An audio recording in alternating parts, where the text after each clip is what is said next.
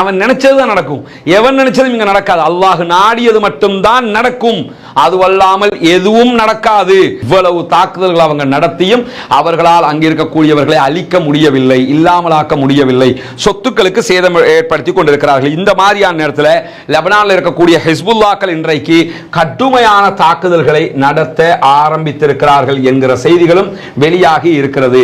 அது என்ன செய்தி என்று சொன்னா, லெபனானில் இருக்கக்கூடிய ஹிஸ்புல்லாக்கள் இன்றைக்கு இஸ்ரேலுடைய அல் மலிகியா ராணுவ தளத்தை அழித்து நொறுக்கி இருக்கிறார்கள்.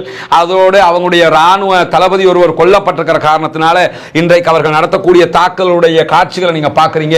பாரிய ஏவுகணை தாக்குதல்களை நடத்த ஆரம்பித்திருக்கிறார்கள். இப்பொழுது நடக்கக்கூடிய இந்த வீடியோ நம்ம பேசுற இடத்துல நடக்கக்கூடிய தாக்குதல் எந்த அளவுக்கு சொன்னா, இஸ்ரேலிய சேனல் 12 வெளியிட்டிருக்கக்கூடிய செய்தியில கோலான் குன்று பகுதிகளில் இஸ்ரேலுடைய பல ராக்கெட்டுகள் வந்து விழுந்து கொண்டிருக்கிறது. கோலான் குன்று பகுதிகள் பற்றி எரிந்து கொண்டிருக்கிறது.